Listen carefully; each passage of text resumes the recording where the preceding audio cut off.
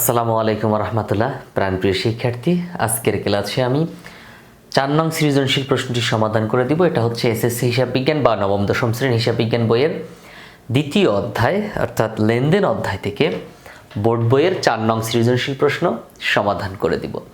তো প্রথমে আমরা সৃজনশীলটা দেখি আসলে কি বলতে চাচ্ছে, এখানে কি কি বের করতে হবে আমাদেরকে। এখানে বলা আছে ক নাম্বার বলা আছে উপযুক্ত তথ্য হতে ফেব্রুয়ারির 7 তারিখে নিট বিক্রয়ের পরিমাণ নির্ণয় করো। তো নিট বিক্রয়ের পরিমাণ, এই ধরনের প্রবলেমগুলো থাকলে আমরা সচরাচর তারিখ, বিবরণ, টাকা এই ধরনের একটা ছক ব্যবহার করি। এবং এখানে নিট বিক্রয় জিনিসটা কি সেটা একটু বলি। নিট বিক্রয় হচ্ছে তুমি বিক্রয় করার পর সেখান থেকে কিছু মানে যার কাছে তুমি বিক্রি করেছো তাকে তুমি কিছু ছাড় দিয়ে দিলে, অর্থাৎ কারবারি বাট্টা, বিক্রয় বাট্টা যেটা, সেই বাট্টাটা বাদ দিয়ে দিতে হবে। অর্থাৎ তুমি মনে করো 50,000 টাকার তুমি পণ্য বিক্রি করেছো, সেখানে তুমি 2,000 টাকার ছাড় দিয়েছো, তাহলে সেই 2,000 বাদ দিবা। তারপরে তুমি সেখান থেকে মনে করো 2,000 টাকার পণ্য তুমি ফেরত পেয়েছো বা 5,000 টাকার পণ্য ফেরত পেয়েছো, সেই 5,000 টাকা তুমি বাদ দিয়ে দিবা। সেই 5,000 টাকা কি করবা? বাদ দিয়ে দিবা। অর্থাৎ তুমি বিক্রি করেছো, করার পরে তুমি ছাড় দিয়েছো সেটা বাদ দিবা, আবার তুমি পণ্য ফেরত পেয়েছো সেটাও বাদ দিয়ে দিবা, অর্থাৎ ফেরত আসলে। এছাড়াও যদি এমন হয় যে তুমি পরবর্তীতে আবার বিক্রি করেছো 5,000 টাকা, কিন্তু সেটা তুমি লিখোনি, অর্থাৎ সেটা তুমি যোগ করে দিবে। তো এই 50,000 টাকা থেকে 2,000 বাদ দিব, 48,000, সেখান থেকে আরও 5,000 বাদ দিব, অর্থাৎ 47, 46, 45, 44, তোমার হচ্ছে 43,000 টাকা। সেই 43,000 টাকা থেকে আরও 43,000 টাকার সাথে আরও 5,000 যোগ করব, অর্থাৎ আবার সেই 48,000 টাকা হবে। সো এইভাবে আমরা মূলত নিট বিক্রয়ের পরিমাণ বের করে থাকি। বিক্রয় থেকে তার সাথে আনুষঙ্গিক যত ঝামেলা আছে সব যোগ বিয়োগ করতে হয়। তার মধ্যে একটা হচ্ছে তোমার কারবারি বাট্টা, আর একটা হচ্ছে ফেরত। কারবারি বাট্টা এবং ফেরত, এই দুটো তোমাকে কাজ করতেই হবে। আর অনেক সময় থাকতে পারে যে অলিখিত বিক্রয়, যেটা হিসাবভুক্ত হয় নাই, সেটা আমরা হিসাবভুক্ত করে থাকি, অর্থাৎ যোগ করে থাকি। আরেকটা এন্ট্রি থাকতে পারে ভ্যাটের পরিমাণ যদি থাকে, অর্থাৎ বিক্রয় ভ্যাট যদি থাকে, তখন আমরা সেখান থেকে বাদ দিয়ে দিই। তো এই কয়েকটা কাজ আমরা সচরাচর করে থাকি। তো এখন কথা হচ্ছে, এখন আমরা এখানে যেটা দেখতে পাচ্ছি, সেলিম ট্রেডার্স ফেব্রুয়ারি 2025-এ বিজয় ট্রেডার্সের নিকট নিম্নোক্ত পণ্য বিক্রি করে। সেলিম ট্রেডার্স বিক্রয় করে কার কাছে? বিজয় ট্রেডার্সের কাছে। তো এখন আমাদের কাজ কি? এটা হচ্ছে তোমার কতে বলা আছে কি 7 তারিখে নিট বিক্রয়ের পরিমাণ, অর্থাৎ আমরা সরাসরি 7 তারিখে চলে যাব। তো 7 তারিখে কি আছে একটু খেয়াল করো। 7 তারিখে বলা আছে 152 টাকা দরে 60 কেজি চিনি বিক্রি করা হয়েছে। 152 টাকা দরে 60 কেজি চিনি বিক্রি করা হয়েছে।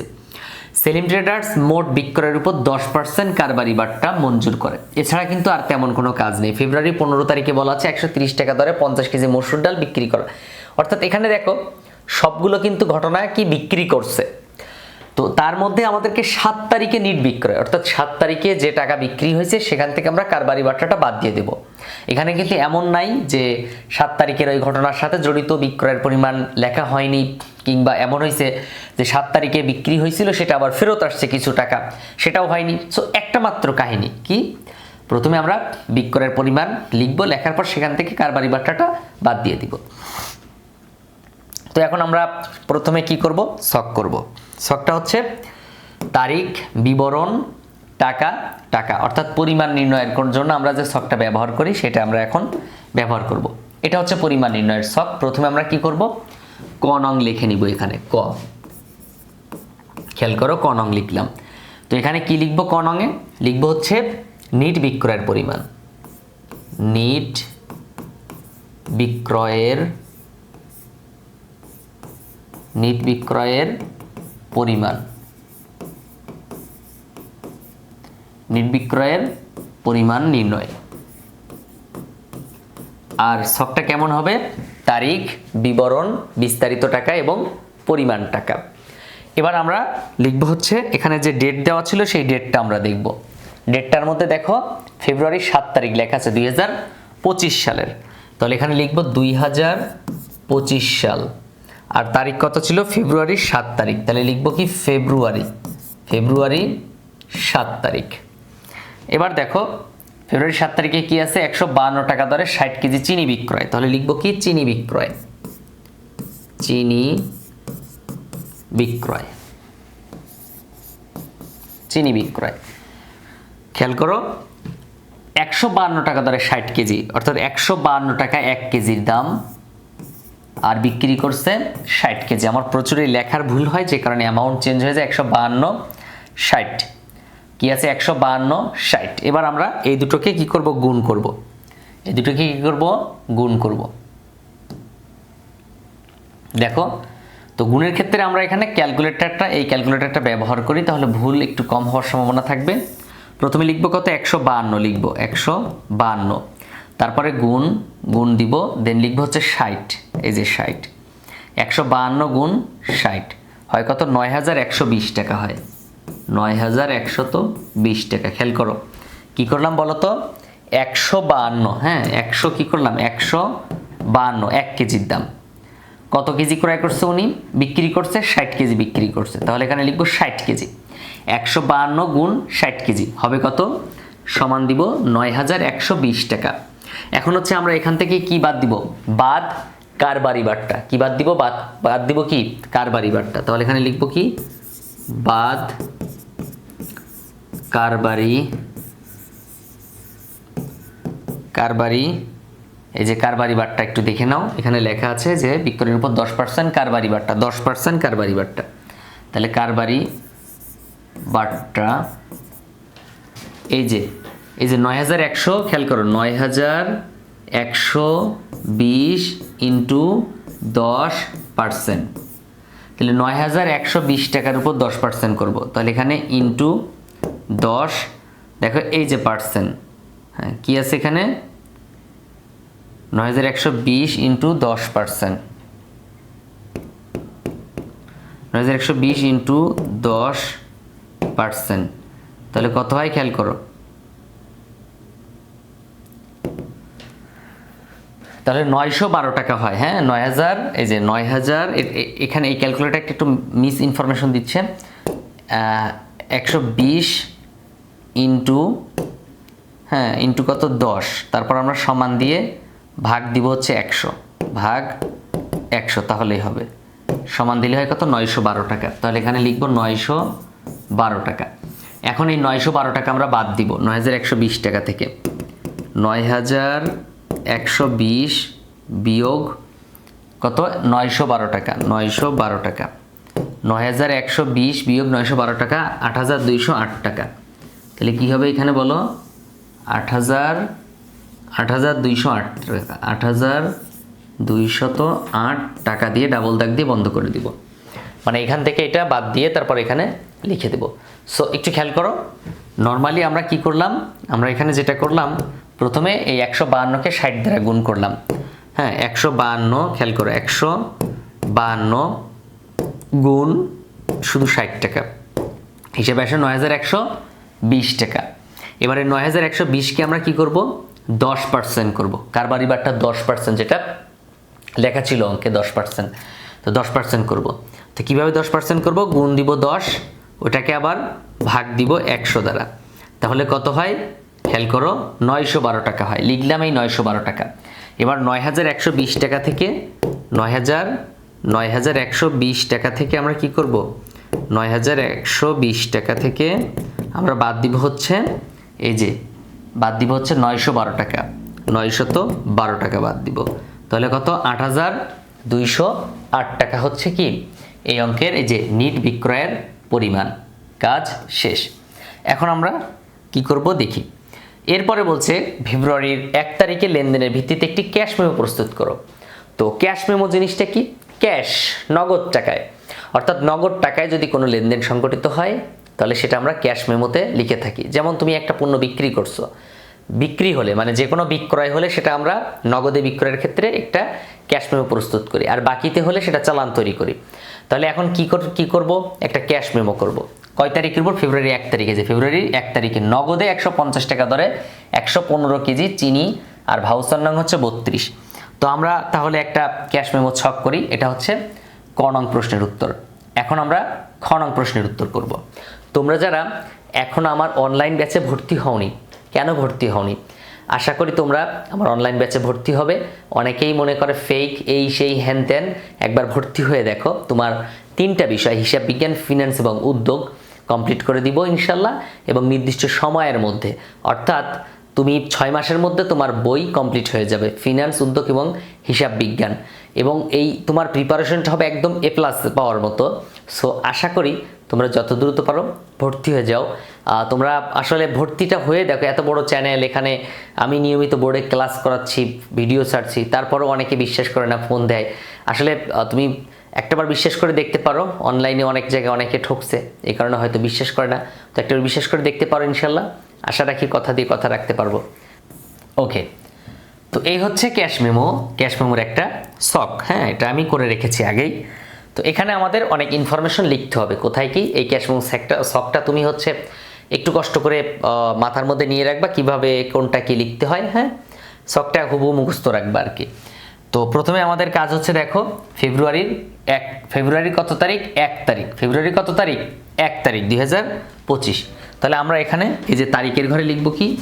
ফেব্রুয়ারি 1, 2025। তাহলে 1-2-25, 1-2-25। ওকে, ফেব্রুয়ারির 1 তারিখ 2025। তারপরে খেয়াল করো, ফেব্রুয়ারির 1 তারিখ 2025। এখানে একটা বিষয় হচ্ছে, এই যে ভাউচার নং দেওয়া আছে, দেখো 32। ভাউচার নং কত? 32। এই যে খেয়াল করো, আমাদের এখানে ভাউচার নং কত? 32, এটা লিখব। এবার হচ্ছে ক্রেতার নাম, হ্যাঁ, যিনি ক্রয় করেছেন তার নাম। সেলিম ট্রেডার্স ফেব্রুয়ারি 2025-এ বিজয় ট্রেডার্সের নিকট পণ্য বিক্রি করে। তাহলে বিজয় ট্রেডার্সের কাছে বিক্রি করছে, সো বিজয় ট্রেডার্স হচ্ছে এখানে ক্রেতা। বিজয় ট্রেডার্স কি? ক্রেতা। তাহলে এখানে লিখব কি? বিজয় ট্রেডার্স। বিজয় ট্রেডার্স, বিজয় ট্রেডার্স। এরপরে হচ্ছে, হ্যাঁ, বিজয় ট্রেডার্সের কাছে বিক্রি করছে, ঠিকানা দেওয়া নাই, সো আমার লেখা লাগবে না। এখন দেখো ঠিকানাটা একটু খেয়াল করো, সেলিম ট্রেডার্স, এই প্রতিষ্ঠানটা কার? সেলিম ট্রেডার্স। বিক্রি করছে কে? সেলিম ট্রেডার্স। কার কাছে? বিজয় ট্রেডার্সের কাছে। তাহলে এই দোকানটা হচ্ছে সেলিম ট্রেডার্সের, সো এখানে লিখব কি? সেলিম ট্রেডার্স। এখানে লিখব কি? সেলিম ট্রেডার্স। ওকে, এখন ঠিকানা তো দেওয়া নাই, লিখলাম না। তো আমরা একটা পণ্য যেহেতু বিক্রি করছি, একটা পণ্য অর্থাৎ 1 নাম্বার, এখানে দিব কি? 1। এখন দেখো কি বিক্রি করছে? চিনি বিক্রি করছে। তাহলে এখানে আছে দেখো বিবরণ, বিবরণের ঘরে লিখব কি? চিনি। এখন দেখো 150 টাকা দরে 115 কেজি চিনি, 150 টাকা দরে, অর্থাৎ 1 কেজির দাম কত? 150 টাকা। খেয়াল করো, 150 টাকা দরে 115 কেজি। তাহলে এখানে লিখব কি? 115 কেজি, 150 টাকা দরে। হ্যাঁ, ভালো করে দেখে নাও, নগদে 150 টাকা দরে 115 কেজি চিনি। তাহলে 1 কেজির দাম হচ্ছে 150 টাকা, দর 150 টাকার 115 কেজি আমরা ক্রয় করেছি। এখন আমরা এই দুটোকে 150 এবং 115 দুটোকে গুণ করব, করে ওই ফাইনাল কলমে বসাবো। তো আমরা চলো গুণ করে নেই আগে, গুণ করলে আমরা ক্লিয়ার হতে পারবো। ওকে, তাহলে যে গুণ করব কাকে কাকে? 150-কে, হ্যাঁ, 150 গুণ হচ্ছে এই যে গুণ 115, 150 গুণ 115 সমান চাপ দাও 17,250 আসবে, 17,250 টাকা আসবে। এরপরে আমাদের ওই যে বলা আছে না, কি বলা আছে? খেয়াল করো, কি বলা আছে? যে সেলিম ট্রেডার্স মোট বিক্রয়ের উপর, অর্থাৎ এই সেলিম ট্রেডার্স যে প্রতিষ্ঠান, এই প্রতিষ্ঠানটা যে পণ্যই বিক্রি করবে ওই পণ্যের উপর 10% ছাড় দিবে। তাহলে এইটাও তো বিক্রি করছে, তো এখন আমরা কি করব? ছাড় দিব 10%। তাহলে এখানে লিখব কি? বাদ কারবারি বাট্টা, বাদ কারবারি বাট্টা। কত পার্সেন্ট? 10%। আমরা এখানে চাইলে একটু ভালো করে লিখতে পারি, বাদ কারবারি বাট্টা 10%। এখন খেয়াল করো, এই যে 17,250 টাকা, সেটার উপর আমরা 10% করব। তাহলে এটা কি করব? গুণ 10 দিয়ে তারপর এটাকে আমরা ভাগ দিব 100 দ্বারা, অর্থাৎ আমাদের কারবারি বাট্টা হচ্ছে 1725 টাকা। কত হয়? 1725 টাকা। এই 1725 টাকা আমরা বাদ দিব এখান থেকে। তাহলে 1725 টাকা যদি আমরা বাদ দেই, কত টাকা থেকে বাদ দিব? 17,250 থেকে। 17 মানে টোটাল যে বিক্রয়, টোটাল বিক্রয় থেকে যে বাট্টাটা বেরিয়েছে বাট্টাটা বাদ দিয়ে দেব। তাহলে 17,250 থেকে আমরা বাদ দিব 1,725 টাকা, হবে কত? 15,525 টাকা। 15,525 টাকা, 15,525 টাকা ডাবল দাগ দিয়ে বন্ধ করে দিলাম। এখন হচ্ছে আমরা এই যে কথায় টাকা, দেখো কথায় লেখা আছে, একটা কথায় লেখা আছে, এখানে লিখব কি? 15,525 টাকা মাত্র।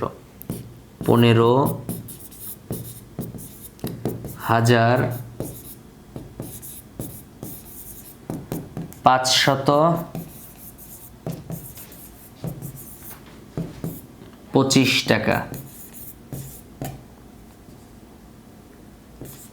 25 টাকা মাত্র। 15,525 টাকা মাত্র, 15,525 টাকা মাত্র লিখে দিলাম। এইটা হচ্ছে মূলত এইটা খ নং প্রশ্নের উত্তর, অর্থাৎ একটা ক্যাশ মেমো তৈরি করতে বলেছিল। এখানে বলেছিল ফেব্রুয়ারি 1 তারিখের লেনদেনের ভিত্তিতে একটি ক্যাশ মেমো প্রস্তুত করো। আর ক্যাশ মেমোগুলো হচ্ছে মূলত যে কোনো লেনদেন যদি নগদে হয়, যে কোনো লেনদেন যদি নগদে হয়, অর্থাৎ বিক্রয় যদি নগদে হয়, তাহলে আমরা কি করি? ক্যাশ মেমো প্রস্তুত করে থাকি। তো সেই হিসেবে আমরা এখানে কি করেছি? ক্যাশ মেমো প্রস্তুত করেছি। ওকে, এরপরে হচ্ছে আমাদের কাজ গ নাম্বারে, ফেব্রুয়ারি 15 তারিখের লেনদেন হতে চালান প্রস্তুত করো। নিশ্চয়ই চালান প্রস্তুত করি আমরা কিসে? বাকিতে কোনো পণ্য বিক্রয় করলে, বাকিতে কোনো পণ্য বিক্রি করলে আমরা চালান তৈরি করি। আর নগদে হলে ক্যাশ মেমো। মনে রাখবা, এটা এমসিকিউ আসবে যে নগদে পণ্য বিক্রয়ের প্রমাণ দলিল কোনটা? প্রমাণ দলিল হচ্ছে ক্যাশ মেমো। আর বাকিতে হলে চালান, বাকিতে হলে কি? চালান। এবার দেখো ফেব্রুয়ারি 15 তারিখে লেনদেন হতে চালান প্রস্তুত করো। ফেব্রুয়ারি 15 তারিখে 130 টাকা দরে 50 কেজি মসুর ডাল, চালান নং হচ্ছে 138, শর্ত 2/15 নেট 30।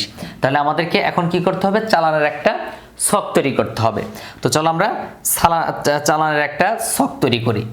খেয়াল করো, এটা হচ্ছে একটা চালানের ছক, অর্থাৎ বাকিতে কোনো পণ্য বিক্রি করলে আমরা এই ছকের মধ্যে লিখে রাখি। এখন দেখো প্রথমে আছে চালান নং। তো দেখবো আমাদের এখানে কোথাও চালান নং লেখা আছে কিনা এই 15 তারিখের লেনদেনে। তো 15 তারিখে কিন্তু বলা আছে 130 টাকা দরে 50 কেজি মসুর ডাল, চালান নং হচ্ছে 138। দেখো চালান নং লেখা আছে 138 লেখা আছে। তাহলে আমরা এই চালান নংটা এখানে বসাবো 138। এরপরের কাজ দেখো, এখানে চালান নং লেখা শেষ। এরপর কি চাচ্ছে? তারিখ বসাতে হবে, একটা তারিখ বসাতে হবে। তো তারিখ বসাতে গেলে কিভাবে বসাতে হয় তারিখ? এখানে ফেব্রুয়ারি 15 তারিখের ঘটনা, 2025 সাল, ফেব্রুয়ারির 15। তো আমরা এখানে ফেব্রুয়ারি 15 2025 লিখতে পারি, অথবা সংক্ষেপে লিখতে পারি কি হচ্ছে তোমার 15/2 মানে ফেব্রুয়ারি মাস, আর হচ্ছে 25। হ্যাঁ, দেন কি করব? ক্রেতার নাম, কার কাছে আমরা বিক্রি করেছি সেই ক্রেতা। বিক্রেতা আমি বিক্রি করেছি, আমি বিক্রেতা। এখানে বিক্রেতা হচ্ছে সেলিম ট্রেডার্স, আর ক্রেতা কে? বিজয় ট্রেডার্স। অর্থাৎ সেলিম ট্রেডার্স বিজয়ের কাছে বিক্রি করেছে, তার মানে ঠিকানা কার হবে? নাম হবে কার? বিজয়ের নাম হবে। ক্রেতার নাম হবে বিজয় ট্রেডার্স। এই যে নাম বিজয়, নাম বিজয় ট্রেডার্স, নাম বিজয় ট্রেডার্স। ওকে, এবার দেখো কে বিক্রি করেছে এই পণ্যটা, কার প্রতিষ্ঠান? সেলিম ট্রেডার্সের। কার প্রতিষ্ঠান? সেলিম ট্রেডার্সের। তাহলে এখানে উপরে লিখব কি? সেলিম, খেয়াল করো, সেলিম ট্রেডার্স, সেলিম ট্রেডার্স। ঠিকানাটা একটা বসাই দিও, সমস্যা নেই। এরপরে আসো মূল কাহিনীতে। ক্রমিক নং দিলাম 1 নম্বর। মালের বিবরণ হচ্ছে মসুর ডাল। কি বিক্রি করেছে? মসুর ডাল। এই যে ফেব্রুয়ারি 15 তারিখ মসুর ডাল বিক্রি করেছে। তো এই মসুর ডাল যেহেতু বিক্রি করেছে, তাই মসুর ডালের নাম এখানে লিখে দিলাম। এখন হচ্ছে দর, কত করে বিক্রি করেছে বলো তো? বিক্রি করেছে হচ্ছে 1 কেজির দাম 130 টাকা, অর্থাৎ এইখানে লিখব দর হচ্ছে 130 টাকা। পরিমাণ, কত কেজি বিক্রি করেছে? 50 কেজি। কত কেজি? 50 কেজি। তাহলে এখানে লিখব কি? 50 কেজি, 50 লিখব। তাহলে দর হচ্ছে 130, পরিমাণ হচ্ছে 50 কেজি। এবার এই দুটো আমরা গুণ করব। তাহলে চলো আমরা এই দুটো গুণ করে নেই। ওকে, কত কত? 130, 130 গুণ 50, 130 গুণ 50 টাকা, তাহলে হয় কত? 6500 টাকা, 6500 টাকা। খেয়াল করো, 1 কেজি 130 টাকা 50 কেজি মোট, তাহলে 130 টাকা 50 কেজি 6500 টাকা। আবার একটু হিসাব করি, 130 তারপরে গুণ কত আছে 50, কত হয় 6500। এখন ওই যে বলা ছিল না কারবারি বারটা, সেই কারবারি বারটাটা এখন বাদ দিব, বাদ কারবারি বারটা, কারবারি বারটা, কারবারি বারটা কত পার্সেন্ট 10%। তাহলে কারবারি বারটা 10% করো, 6500 রে 10 দ্বারা গুণ দাও আর ভাগ দিবা কত দ্বারা 100 দ্বারা ভাগ দিবা, তাহলে কত হয় 650 টাকা হয়। তাহলে এখানে লিখবো কত 650 টাকা। 6500 থেকে 650 বাদ দাও, 6500 থেকে 650 বাদ দাও, তাহলে হয় কত 5850 টাকা, 5850 টাকা। কথা ক্লিয়ার? আমরা কারবারি বাট্টাটা এই যে বাদ কারবারি বাট্টা, অর্থাৎ কারবারি বাট্টাটা এখানে বাদ দিয়ে দিলাম, ঠিক আছে। 6500 থেকে 650 বাদ দিলাম, 5850 টাকা, এখানে ডাবল দাগ দিয়ে দিবা। এরপর দেখো কথায় লিখতে হবে কি 5850 টাকা, এখানে ছোট ছোট করে লিখে দিবা 5850 টাকা মাত্র। এরপর দেখো বিক্রয় শর্ত, কি শর্তে বিক্রি করেছে সেটা কিন্তু প্রশ্নে লেখা থাকে। যেমন উনি বিক্রি করেছে শর্ত 2.15 নিট 40। 2.15 মানে কি 15 দিনের মধ্যে যদি টাকাটা পরিশোধ করে দেয় যার কাছে বাকিতে বিক্রি করেছে, অর্থাৎ এই বিজয় ট্রেডার্স যদি বিক্রি করে দেয়, মানে টাকাটা যদি দিয়ে দেয়, বিজয় ট্রেডার্সের কাছেই তো বিক্রি করা হয়েছে, তো বিজয় ট্রেডার্স যদি 15 দিনের মধ্যে টাকাটা পরিশোধ করে দেয় বাকি টাকা, তাহলে সে 2% ছাড় পাবে। না হলে নিট 30-40 মানে কি 40 দিনের মধ্যে তাকে পরিশোধ করতেই হবে। সো আমরা এখানে লিখব কি 2.15 নিট 40, 2 এই যে এখানে লিখব 2.15 কমা দিয়ে নিট 40, তার মানে কি 15 দিনের মধ্যে টাকাটা দিয়ে দিলে 2% ছাড় পাবে, আর 40 দিনের মধ্যে তাকে অবশ্যই দিতে হবে, তখন আর ছাড়টার কিছু পাবে না। এই হচ্ছে একটা চালান। এটা হচ্ছে 4 নং সৃজনশীল প্রশ্ন। দেখা হচ্ছে পরবর্তী ক্লাসে। আসসালামু আলাইকুম রহমতুল্লাহ।